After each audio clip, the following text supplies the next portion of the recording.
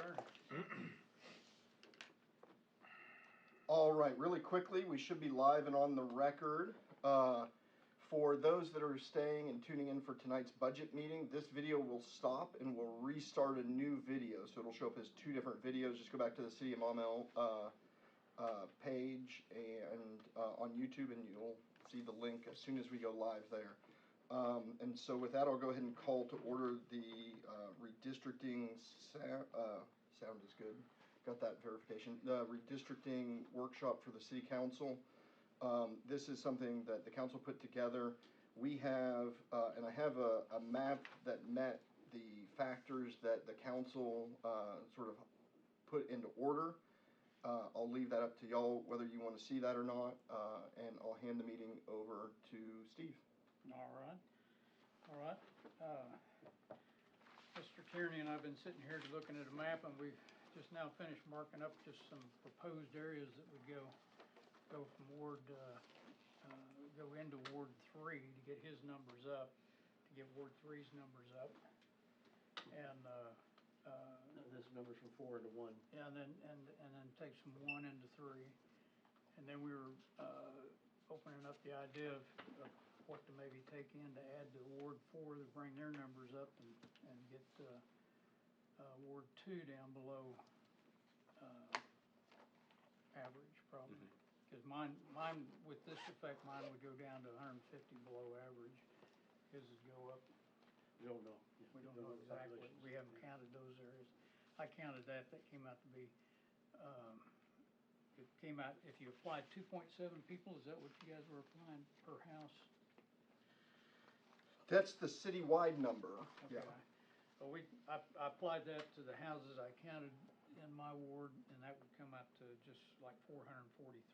So that would knock Ward 1 down below average by 150 and pop him up. So anyway,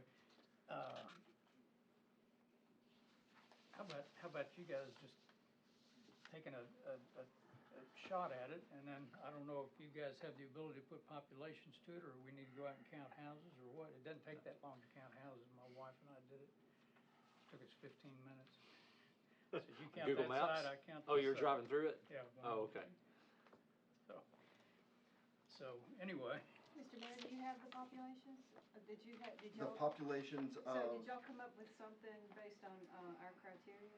Well, so the number one criteria that y'all had was expected growth and anticipated growth, and that was based on the number of council members that put that in their top 3, and then sort of whether it was a 1, 2, or 3. Using that, we calculated the projected growth as well as the growth that has occurred since the census numbers were there, right? So there's a certain number of homes that have gone in since the, was it January of 2020 when the cutoff was. So we can count how many permits we've issued there. And then as well as that, what we looked at was the amount of subdivisions that we have some sort of plat or map for. So a preliminary development plan, someone has submitted something on that. There's some areas that we don't have anything, so we didn't count that because we didn't have a way. Anyways, if that's the case, and we were trying to make it so that once those got built, all the numbers were about equal, it put the Ward 1 and 2 reducing down to basically as close to the minimum, which is 4572, and then Wards 3 and 4 going up to the maximum, which was 53. Okay. Did you map it out? Yeah, I mean, do you have a map? Yeah, I have. Well, what we did was take that and then went down the list of criterias and came up with something that fits what we think the council was asking for priority-wise. Yeah, and then I have those here.